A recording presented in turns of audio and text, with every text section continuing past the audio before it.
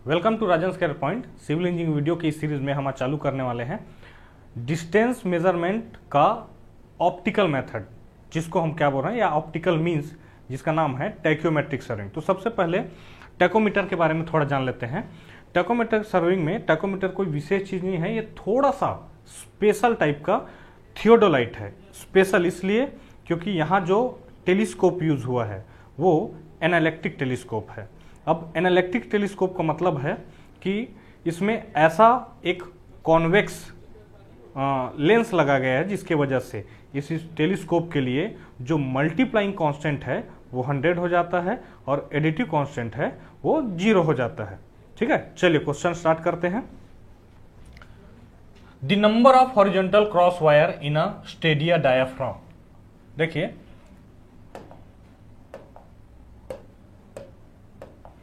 इसमें जो diaphragm use हुआ है, पहले हम जो थियोडोलाइट होता था उसमें जो डायाफ्राम है उसमें केवल एक ऐसे क्रॉस हेयर होता था।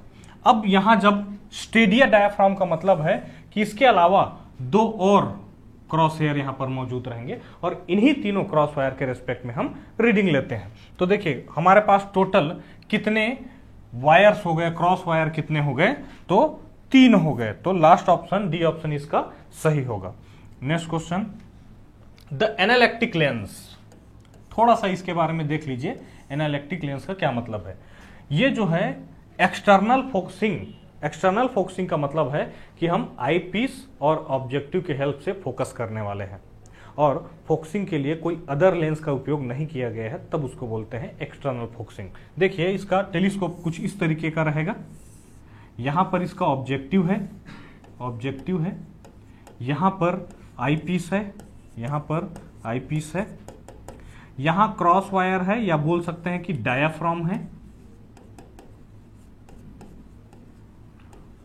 और हम इसमें इसको एनालिटिक का क्या मतलब है कि एनालिटिक लेंस का जो टर्म है एनालिटिक, इसका मतलब होता है चेंज नहीं होने वाला, इनवेरिएबल, कांस्टेंट। तो हमने क्या किया है, इसका एडिटिव कांस्टेंट और मल्टीप्लाइंग कांस्टेंट को फिक्स रखने के लिए एक लेंस का यूज किया है, जिसको इन दोनों के बीच में कहीं लगाया जाता है, जो कि एक प्रकार का कौन सा लेंस है, ये दिख रहा है कि ये कॉन्वेक्स लेंस है।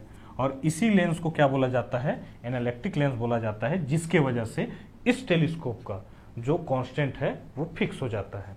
तो कौन सा लेंस है ये, एक तरीके का कॉन्वेक्स लेंस है। Next question, the external focusing analytic telescope. तो यहां जो टेलीस्कोप यूज किए हैं हम, वो यही है जिसका डायग्राम हमने जस्ट इससे पहले बनाया था। देखिए बिल्कुल यही है कि कॉन्वेक्स लेंस से हमने क्या किया है, ये केवल इसके कांस्टेंट को फिक्स करने के लिए था। यहाँ एक ऑब्जेक्टिव है, यहाँ आई पीस है।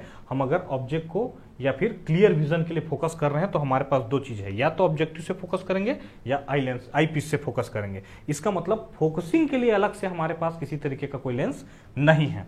देखिए, तो the external focusing analytic telescope is tacheometer surveying is also known as. इसको और किस नाम से जाना जाता है, तो इसको पैरोस टेलीस्कोप के नाम से जाना जाता है। ठीक है, तो इसका दूसरा नाम है, इसको याद रखना पड़ेगा। Next question, which instrument is used in optical distance measurement method. शुरुआत में हम बात किए थे कि जो टैकोमीटर है उसमें हम कोई भी लीनियर मेजरमेंट डायरेक्टली नहीं कर रहे हैं, हम डिस्टेंस प्राप्त कर रहे हैं। किससे? हमने मेजरमेंट लिया है स्टेडिया डायाफ्राम का और स्टाफ इंटरसेप्ट का।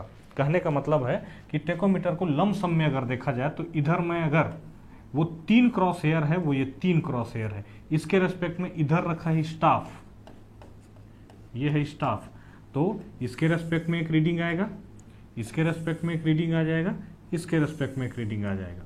तो यहां पर जो क्रॉस वायर टॉप और बॉटम के बीच जो डिस्टेंस है उसको बोलते हैं स्टेडिया इंटरसेप्ट, और ये जो है इसको बोलते हैं staff intercept.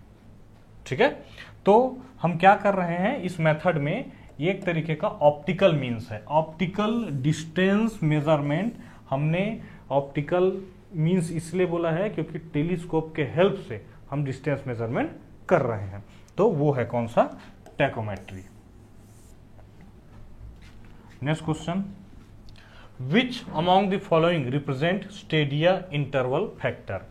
Stadia interval factor जिसका दूसरा नाम है मल्टीप्लाइंग कांस्टेंट, और मल्टीप्लाइंग जो कांस्टेंट है वो होता है k के बराबर, जिसको f बाई आई से दिखाया जाता है। इसी का दूसरा नाम क्या है, स्टेडिया इंटरवल फैक्टर। तो f बाई आई जो है, यहाँ f बाई डी जो है वो एडिटिव कांस्टेंट है, एडिटिव कांस्टेंट है, जिसको हम कैपिटल C से दिखाते हैं। और डिस्टेंस का जो उसमें फॉर्मूला बनता है वो बनता है KS प्लस C। तो ये जो दो कांस्टेंट है, जिसको इसको 100 मानते हैं और इसको मानते हैं 0, ये किसके लिए होता है, एनालिटिक लेंस के लिए होता है, एनालिटिक टेलीस्कोप के लिए होता है, जिसको हमने पिछले क्वेश्चन में पिछले क्वेश्चन में बनाया था। ठीक है, तो ध्यान रखेंगे इन्हीं दोनों कांस्टेंट को फिक्स रखने के लिए हम बीच में जो लेंस लगाए थे, जिसको बोल रहे थे कि ये कैसा लेंस है, कॉन्वेक्स लेंस है, यही क्या है, एनालिटिक लेंस है। वही क्वेश्चन पूछा था कि एनालिटिक लेंस जो है वो किस प्रकार का लेंस है, तो कैसा है, कॉन्वेक्स लेंस है वो। Next question, horizontal distance obtain by tacheometer observation को किसकी जरूरत होती, कौन सा correction, slope correction, pull correction, do not require slope and pull correction, require pull correction and slope correction. देखिए इनमें से किसी भी करेक्शन की आवश्यकता नहीं होती है।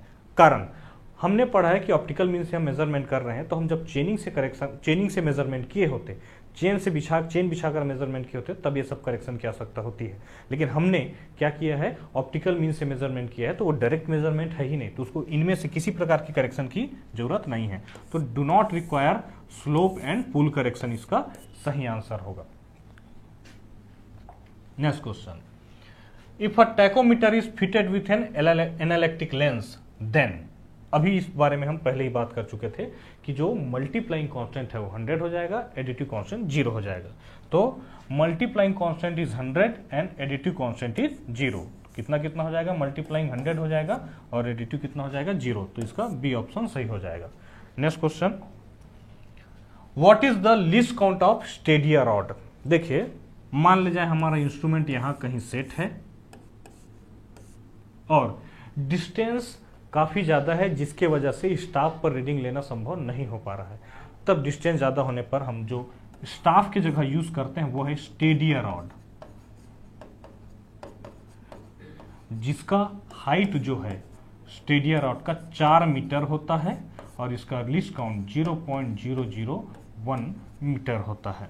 ठीक है, तो इसका आंसर हो जाएगा 0.001 मीटर। हाइट कितना होता है, 4 मीटर। ठीक है, नेक्स्ट क्वेश्चन देखते हैं, what is the basis of tacheometer survey. Tacheometer survey का बेसिस क्या है, देखिए कि पिछले बार जो डायग्राम बनाए थे इसमें 3 वायर है, इसमें यहाँ पर क्रॉस वायर है जिसमें 3 वायर थे, स्टेडिया है ना, 1 2 और ये 3।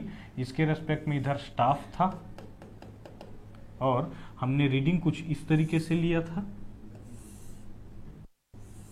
इस तरीके से। यहाँ स्टेडिया इंटरसेप्ट था और यहाँ स्टाफ इंटरसेप्ट था।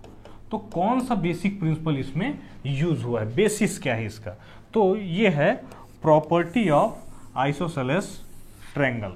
कैसे, हम ये वाला ट्रायंगल, ये ट्रायंगल 1 और ये वाला ट्रायंगल 2, इन दोनों को क्या लेते हैं, सिमिलर लेते हैं। ठीक है, और ये जो आइसोसेलेस ट्रायंगल है उसी के प्रॉपर्टी से हम जो distance equal to KS plus C निकाले हैं ये यहीं से आया है, इसलिए इसका बेसिस क्या हो जाएगा, property of isosceles triangle. Next question, which is use for measuring the Stadia intercept from the diaphragm. यही जो आई जो शुरू से हम बोल रहे हैं यही स्टेडिया इंटरसेप्ट है। ये डिस्टेंस काफी कम होता है, तो इसे मेजर करने के लिए वर्नियर कैलिपर्स की जरूरत होती है, तो वर्नियर कैलिपर से हम इसको मेजर करते हैं।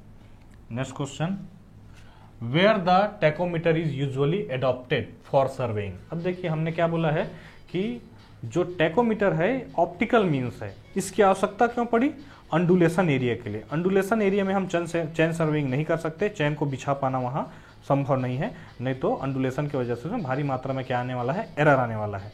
तो हमने एक ऐसा तरीका देखा जिसमें मेजरमेंट डिस्टेंस का इनडायरेक्ट हो रहा है। तो डिस्टेंस मेजरिंग क्या है, एक तरीके का इनडायरेक्ट मेजरमेंट है।